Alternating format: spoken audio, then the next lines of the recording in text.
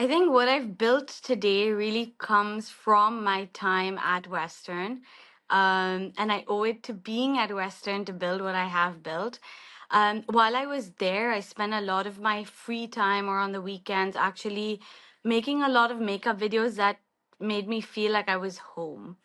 And because of that, and I realized I had a burning passion for beauty, for makeup, and it's what actually made me feel super happy. So, very good evening, everyone. Today I have with me Selina Ved, who is the co founder and director of Nysaa. Hi, Selina, how are you? Hi, Vandana. I'm good. How are you? Thank you for having me. Pleasure is mine. Selina, please share with us your journey from becoming a student of Western University in Canada to building a business and merging it to making it a global brand. I think what I've built today really comes from my time at Western. And I owe it to being at Western to build what I have built.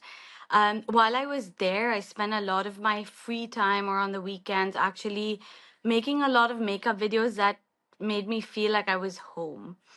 And because of that, and I realized I had a burning passion for beauty, for makeup, and it's what actually made me feel super happy. So when I came back, my parents are in a family business of retail, and I think that path was always open, and I always had the opportunity to go into that family business. But with what my parents did, which was leave their own parents' businesses to take a risk, start something of their own, I think I grew up with that mindset. And so, because of that, I decided that rather than going into the traditional family business that was there for me, I wanted to do something that made me happy. Or, as people say, if you do a job you love, you wake up every morning happy and it's not really a job. So, I decided to start Nysaa, which was started in my basement in 2020 during COVID. So, the end of 2020, the start of 2021, I came up with the idea. I took two of my best friends who at the time were looking for jobs just out of uni. And we all three started. We cold called, we emailed over, I would say, 5 to 10,000 beauty brands in a month's time, and we ensured that we were able to launch a platform from there.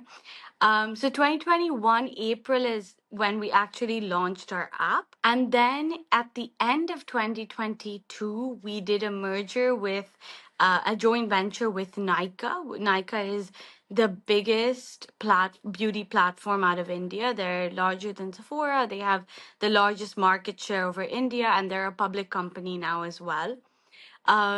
So we did a merger with Nykaa to have us be the partners for them in our region.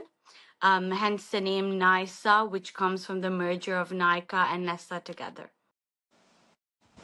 That's amazing. So you started thinking about Nysaa in 2020, right? I started thinking about Nysaa in 2020 when I graduated from Western in May of 2020. But due to COVID, I didn't have a grad till 2021. But I was COVID class at Western. So came back in May and decided that I spent 6 months in my family business, which is retail, and at that time e-commerce, due to malls being closed for the first time in our region ever. So worked on ecom then. That's where I decided that the beauty I wanted to launch was actually going to be in ecom as well. So January I quit, and January I came up with Nysaa, and April I launched our app and website with 250 brands in that we launched with within 3 months. Firstly, congratulations. That's an amazing achievement at this young age. I'm going to take you back a little. You know, this journey of deciding as a young girl which university and which country to go to. How come Western? So I've always had this affinity and love for Canada. I think the people, the place, it's something that always stuck with me. I'm a bit more timid, a bit more shy, and I feel like Canada was where I felt I could thrive because the people were just so homely and so kind. And I didn't know when I got there, I found out, but I had a lot of friends of mine from Dubai who actually also went to Western with me. We were a group of around 8 to 10 of us that lived in the same building. We felt like a mini Dubai at Western as well. But Western, because I felt like I wanted to do consumer behavior specifically. I felt like it was something that merged my love for psychology and my love for business together. And I felt like I could find myself in somewhere you would never usually find a girl who grew up in Dubai, living the city life, but Western felt like home, but a different kind of home. That's very interesting to know because, usually I feel people from Dubai look for bigger cities, and you going back to London, Ontario, and gaining such an exciting experience and feeling Canada's home is amazing. I want to go back home. My dad laughs. He's like, Dubai's home. But no, actually the atmosphere, the people, the place of London, Ontario is something that I think I hold very close to my heart, even till today when I make a trip to Canada. Whether it be Montreal or Toronto, I always make an effort to go back to London because as you said, coming from Dubai to go somewhere like London, which is a small city, I'm not saying it's a big city at all. It's super small in comparison to Dubai, but that's the beauty of it. That you go there, everyone you meet is from your university, everyone you connect with is from your uni, and that's the kind of love and um, just a feeling of being in Western itself. I'm going to take you uh, back a little because now I know that you're going to pursue your postgrad and you've chosen Canada again, right? So you did your undergrad in consumer behavior and psychology. What are you going to pursue at the graduate level? And you're going to McGill, right?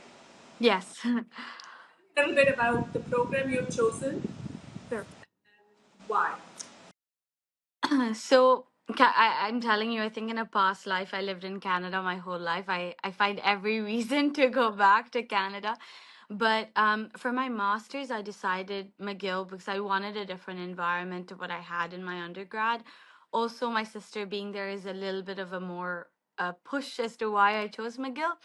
But it's also the program I chose at McGill. So McGill has a master's in retail in specific. It's called the MMR.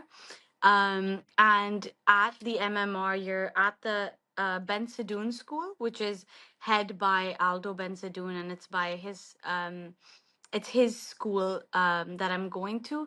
I have a long history of a connection with Aldo and with Mr. Ben Sadoun itself because of the fact that Aldo is one of my parents' first brands that we brought to the region. I always, when I went to visit the Ben Sadoun School, even when I was in my undergrad. And I always said then that I would love to come back. And today they have something like called the data center, data sphere, where they have a data center where you can actually look at all the data you can do with retail, specific to retail, because that is my bread and butter. It's what I've grown up with. But how it's changing in today's landscape is what's super important. Whether it be digital, whether it be digitizing your offline spaces. As an example, when I started Nysaa, I was the first in the region that had done a digital space online that replicated your offline. So I did it set in Dubai, but you could literally walk in, and as you walked in, like through your computer, you could see as you would in a store. So you'd be able to walk around, you'd be able to pick up products. So I did that as a first movers in this space or in 2021. So it really is how I can connect that with my retail to expand Nysaa to what I'm looking to expand it to. That's great. Now, your brand has grown and you've decided to invest in your higher education. How do you plan to monitor both? Because it is a highly academic degree and it's going to take a lot of your time. So, if I'm honest, it was my first question when I got accepted. It was, I have a business that's running and I have a business that it's its prime time to grow. But I felt like after being in the business and working for 4 years, I felt like I needed more. There comes a time where when I started Nysaa as a startup, I was doing from HR to marketing to everything all over, because it is a startup and it's a startup culture. So you do everything in that startup culture. So I held all roles over the last 3 years. Over the last year, I've gotten a team together that is slightly more professional in the background of them being able to take full charge. I was someone who hated delegating. I loved control, but I've learned to let go. And over the year, I think now that I've been thinking about my master's, I did decide to hire someone who is running as CEO now. So yes, as I will be bringing a lot back to Nysaa, I still think this year and 4 months is important for me to come back to be able to add a lot more value than I could have added in the next year had I stayed on. What were some of the challenges that you faced? A young grad graduating in COVID um, had this brilliant idea, right? Share with us, thinking about, share your story with young budding entrepreneurs. What were some of the challenges and what helped you in overcoming those? So I think first during because of COVID, and I think this is something that's maybe mainly specific to that time period. I had a massive challenge finding people who would be happy to relocate or people who are happy to change jobs, because it was a really tough environment at that time. So who I started with were just two friends, as I mentioned, who were happy to say, okay, we'll join you on the journey till and when we find our own jobs. I think that was my first challenge. My second challenge was, as I didn't have a background in beauty and never worked externally in a beauty company. My parents' company is not in beauty right now we're moving into it, but at that time we were never in the beauty sector. So because of that, I had reached out to so many brands who simply asked, "Why would we give you our brand? Why would we trust you over a player who's already existing in a market?" But I think my persistence, my saying that, give us trust for just even 3 to 4 months and we'll show you what we can build with it. Constant repetition. I'd cold call on a daily basis. I'd email everyone I found through LinkedIn for that company. That not giving up on a brand is, I think, what made them say, okay, you know what? Let's give her a shot.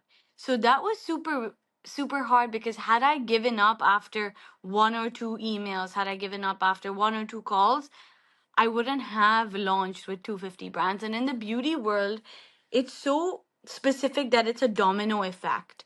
If you get one brand, the others follow, because they say, okay, if they believe in you, why can't we believe in you? So it really took, it was kind of a chicken and the egg story where what came first, but it really took me getting a few brands on board for others to say, okay, fine, you know what, we're going to give it to her. And today, I would say, in terms of challenges, really is the beauty trends with TikTok and with social media is really evolving so rapidly. Like, for us as a beauty company, it's so hard to stay on top of trends that are going to be now, because as soon as we get to tomorrow, what was yesterday is not going to be still popular or still in hype, is what they say. So, do you think, coming from a business family, right? Um, do you think your decision was influenced by your parents? It was your independent decision. How did that help you in establishing this strong path that you have? In terms of my career or in terms of education?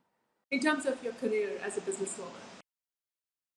So, honestly, I think as much as I might say they didn't influence me, the fact that you live in a house in an environment where dinners are work based dinners, you discuss on the dining table every day, even since a young age.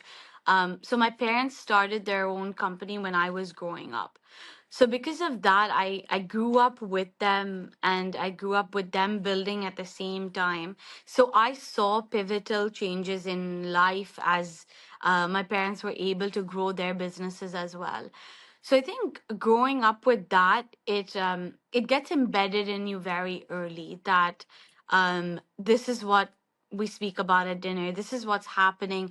It was never like, let's not tell her what's going on, whether it was downfalls, whether it was hardships, whether it was growth that was happening. Everything was discussed very openly um, throughout the family. And I think because of that, I had a sort of influence in me to say, okay, business is the field that I'd like to go in. Although going to university, my dad always said, do something you love. If it's not business, it doesn't matter. Both my parents said that because they believe that, you can come back and learn business with us. Go do something you want if it's not business. But I think it was always business for me. So, entrepreneurship, Selena, is something you have in you, I feel, right? Do you think a business degree helped you develop that talent a little bit more? Or you think that was not the biggest strength? And the reason I want young students to understand this from you. So to be honest, I would say I accounted 50-50 to both in real life working and actually the education itself. So to me, it's like, okay, in what I learned being on the floor for 6 months in while before I started Nysaa, it accounted for a lot of what I do today. Because I learned on the job. I had no e-commerce skills. I had nothing. I learned you survive in that you learn to survive in that environment. In terms of education, I think education accounts for a lot of different aspects that I don't think many people see going in. One is definitely learning to work in an environment with other people. So, whether you do group projects in uni, whether you do projects where you have to build something with other people or develop something, that collaborative skill is actually something I learned from being in an environment where I didn't know anyone. They didn't know me. We didn't grow up together. Whereas when you do it at school or in a work environment, everyone knows, okay, you're from here, you live here, this is who you are. But in uni, no one cares. It's about who you are and how you're gonna actually play a role in that project, as an example. And secondly, I think in terms of education, what I really, really learned was the hard skills that were taught that we might say at that time, when am I ever going to use it? Like, as an example, I had a class at Western. It was a class in ERP systems that till today I have the book and I refer back to it. So it's like one or two of those classes that hit home where you're like, okay, you know what? I really, really think that what I learned there today can make a difference in what I do. That's great to know.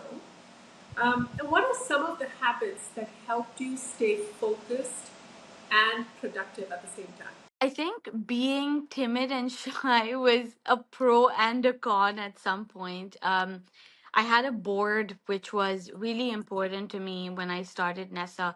I had a board of four individuals who actually had been in the region for a while, had built something of their own, and were ready to help a growing entrepreneur.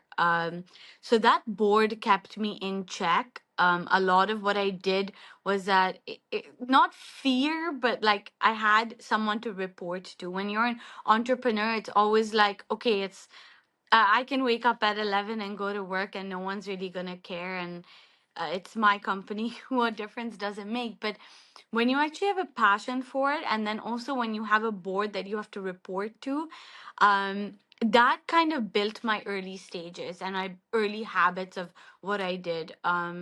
If you open my computer and you search board, I have over like 300 decks that I've made because it was on a weekly or a bi-weekly basis that I had to really show up and tell them what I was doing. So that having that really changed my habit of like late night sleeping, waking up late, which was happening during COVID for everyone because we were working from home.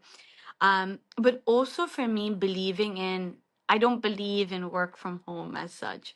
Um, I think, but that's a company culture that we developed where we said, everyone needs to show up after COVID to the office.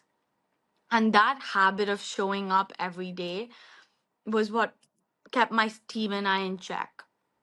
And a habit we did during COVID, on every Monday, we had a weekly meeting with the team where everyone discussed issues they had. As like, we were a small team, and then we were like 6 7 people, but we still wanted everyone to know what was happening with every other team. So that habit in terms of keeping that culture alive is what we still do today. If you see us on a Monday morning at 8:30, we're all at the store. Even though we're a large team of 20 25 now, you'll see us all at the store because everyone from tech to marketing needs to know what's happening across all. So that's on the habit of work. On the personal habits, I think I tend to get super stressed. And that stress leads to a lack of sleep. But over time, I've given other people the power to make decisions. Like, I think I was a master of keeping everything under me and saying, even if they do it, I feel like I'd have to redo it.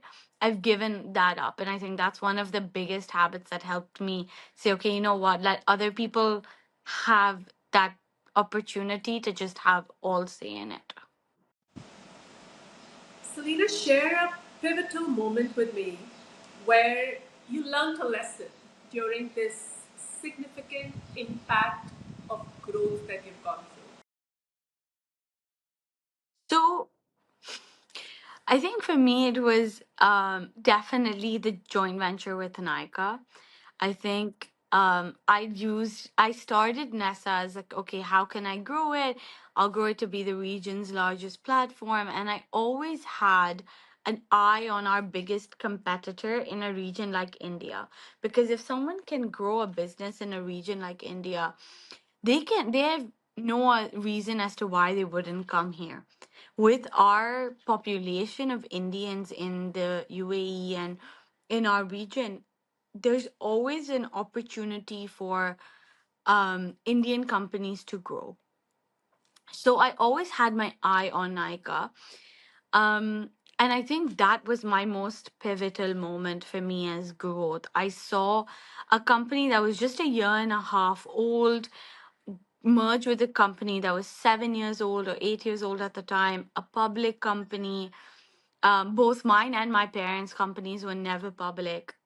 So we never knew what it meant to deal with the public markets or how things work in that market. And that was my, it was like a 4 year university degree in like 1 month or less than 1 month, where I learned everything that had to do with how you launch a public company, how things that are different between public and private companies. Yeah, we learn about it in college, but really seeing it then and there is what was my most pivotal moment. And also Falguni Nair, if you've heard of her, she is the founder of Nykaa. And when I had first met her, it was Nykaa's IPO party in Bombay. I flew down for that, and at that time we were not doing business with them as a JV, but in fact our brands in India were launched on Nykaa, so that's why we were there.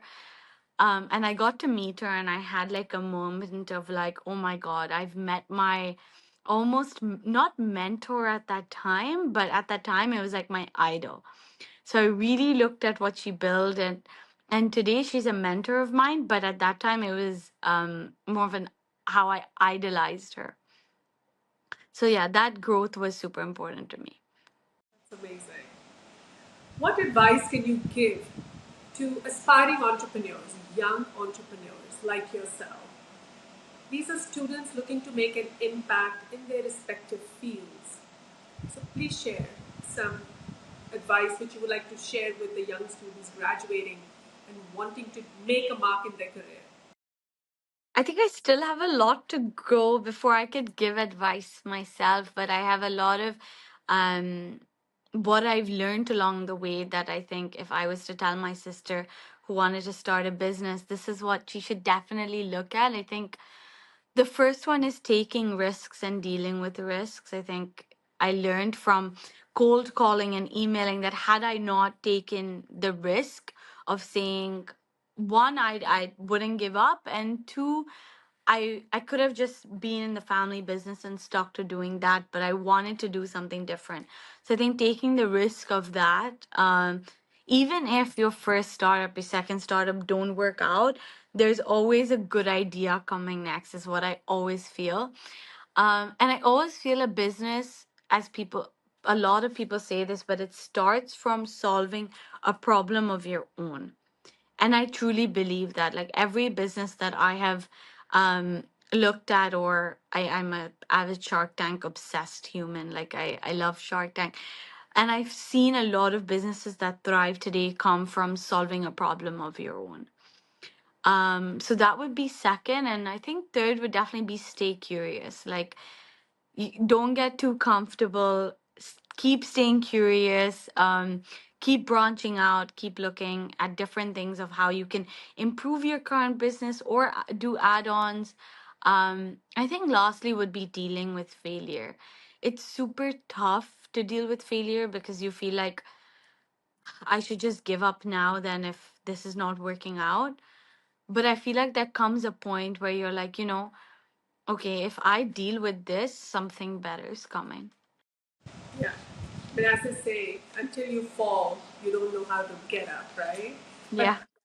it's tough. It's a very tough thing to do. But It's easier said than done. yes, and you're absolutely right that that is something you really need to do to learn how to be better at what you do. Selena, these days I'm hearing a lot from young students. We don't want to study, we want to work. A lot of influencers are there on Instagram. With you think education is necessary um, to do or to get your dreams? Or how do you feel with this changing current where skills are important? Do you think education is as important? I kind of feel skills and education go hand in hand. I feel like today, as much as we say, or as much as people say that education is not as important, I think if you look at anyone, or if you are investing in a company, or if you're raising a fundraising round, anything you do, I think the second or third question is, where did you go to university, or what did you study? And as that might change as we get into this whole era of AI and era of being able to do everything on ChatGPT, I feel like that becomes slightly more important because it's more of a human connection. So to me, I definitely find the reason I'm going back to do my master's is because what I can currently do, I feel like can be amplified if I had that education, or if I had those classroom discussions that kind of led me to think about things outside of the box of how I think about it right now. Yeah, and I agree with that wholeheartedly. I think it's a combination of education and experience. Um, that's great. Last question. Two things you want to leave young students with. Um, I think for me, the biggest two things that were pivotal to my career and in the last 3 years is one. Now, if I start backwards, going for my master's, I think as you asked, Vandana, the question of what are you going to do right now at the business, and it was everyone who I've told's first question, as to what are you going to do. But I believed in myself that I knew what I could bring back. So I feel like even if you start a company, you start something, you start a startup, if you've left it at a stage where you feel like, okay, you know what, it's running right now, but I can come back and grow it to 3 4x as to what it is right now, do it for yourself. And I feel like a lot of people get carried away and and don't do things for themselves as their business grows. But I think it's super important to grow yourself as well as your business, would be my first thing that I think I'd like to leave this conversation with. And I think second would definitely be the whole aspect of taking risks. I think it's super easy in today's environment to say, I've met friends or colleagues who say, I have an idea, but I don't really think it's gonna work. And that I don't really think it's gonna work. I'm a master believer in what you put out to the universe is what you're gonna get. But if you really believe in it, there is a segment of people who will also believe in it. But the minute you start doubting yourself as to say, you know what, I don't know if it's gonna work, there's 1,000 other people who are gonna agree with you. So I think it's that factor of take that risk, even if it's difficult. If you think your parents are gonna wonder why, if you think your friends are gonna make fun of you, I think it takes time, but everyone realizes that what you did was the right decision. And I feel believe in yourself. Believing in yourself is super important, and follow your passion, and that's exactly what you did. So congratulations, Selena, and thank you so much for your time. I wish you the very best in your journey for pursuing your graduate studies at McGill, one of the finest institutions. I love that university. And Thank you so much, Vandana. I think I've had the opportunity to think about why I'm going back to school and back to studying, and it's been great. Thank you so much. awesome. And you're a role model for many young girls. So keep it going. Very kind of you. Thank you. Take care. Bye bye. Bye. Thank you.